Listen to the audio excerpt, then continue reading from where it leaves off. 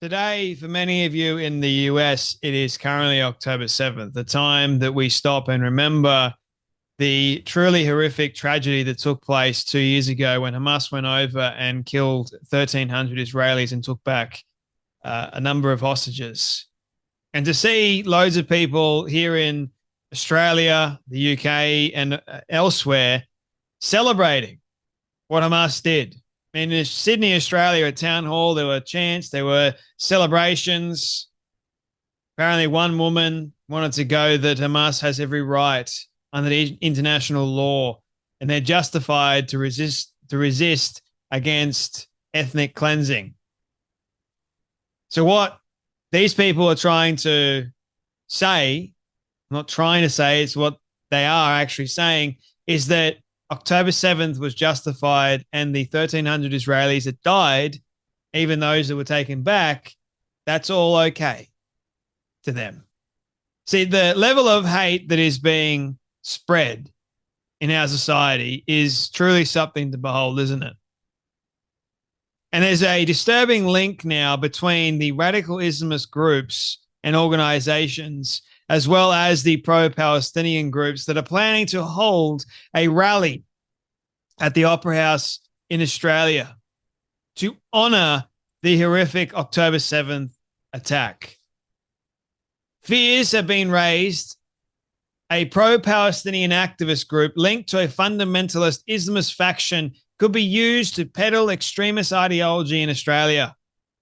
Stand for Palestine plans to hold a rally at Paul Keating Park in Bankstown, southwest Sydney, on Tuesday night to mark the second anniversary of the October 7th attacks by Hamas. The rally is titled Glory to Our Martyrs and vows it will be a way of honoring 2 years of resistance. Stand for Palestine has spearheaded fiery campus protests, militant rhetoric, and mass rallies, including at the University of Sydney and Lakemba Mosque, and has more than 50,000 followers on its Instagram page. You've got to be kidding me. What's Albanese? What are the police doing about any of this? Probably nothing. Oh, we'll just watch them. We'll watch them like we'll watch the Islamic terrorist brides that we let in recently.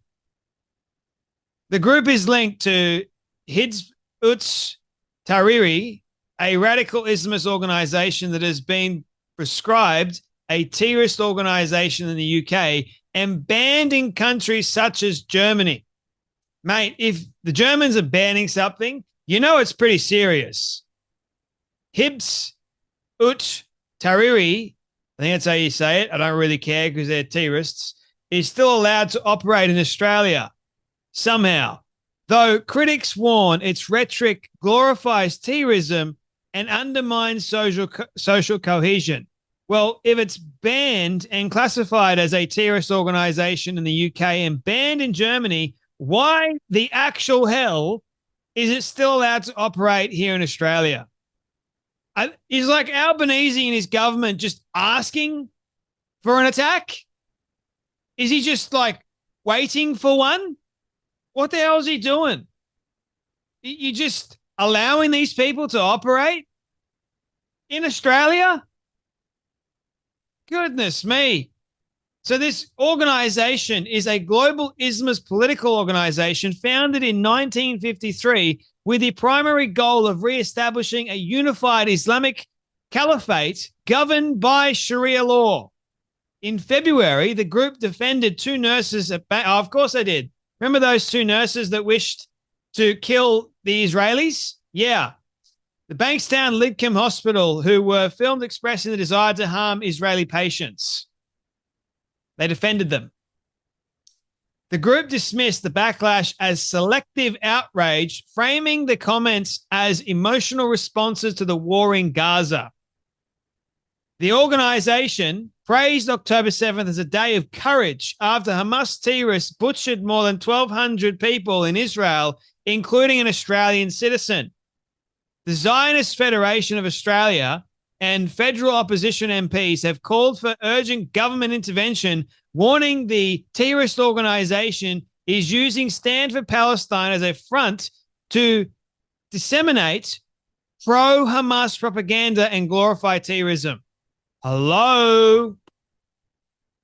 When the hell is our government actually going to stop, put an end to terrorism here in Australia?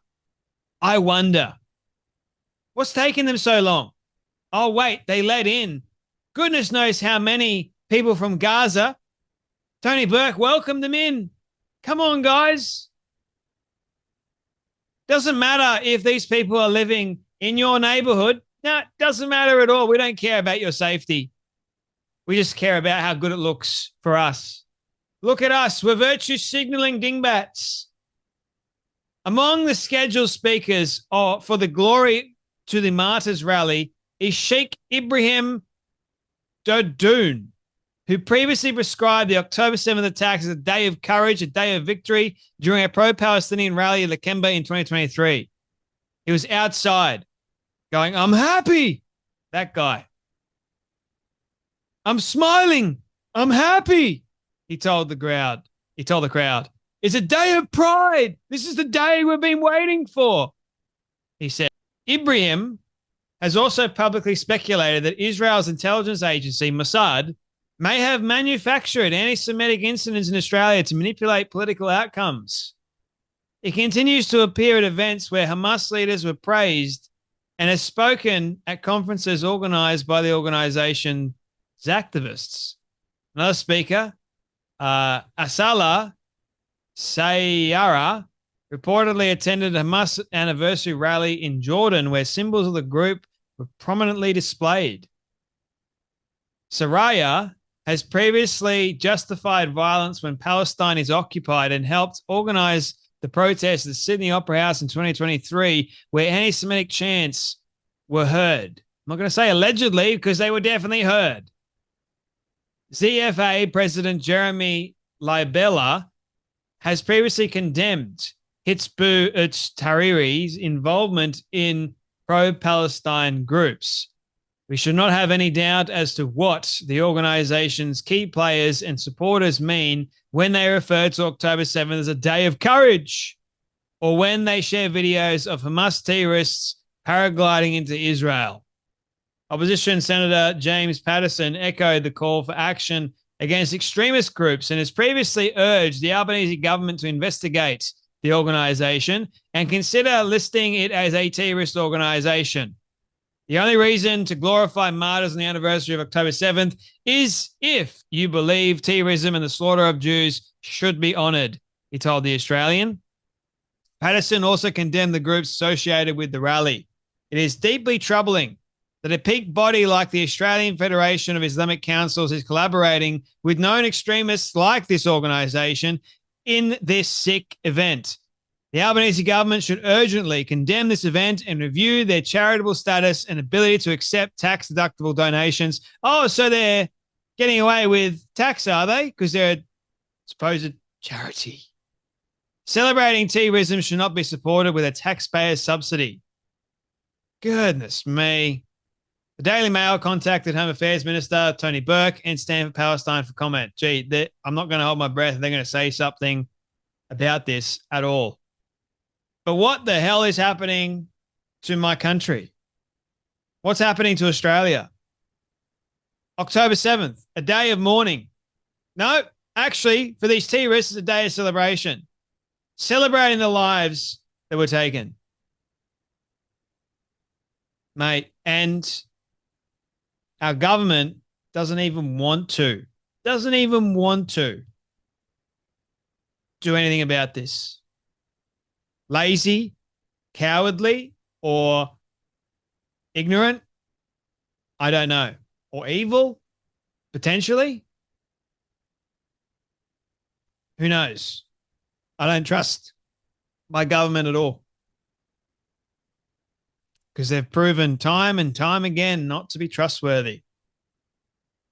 Anyway, that's enough from me, but you guys take care, be blessed, and I'll see you all in the next video.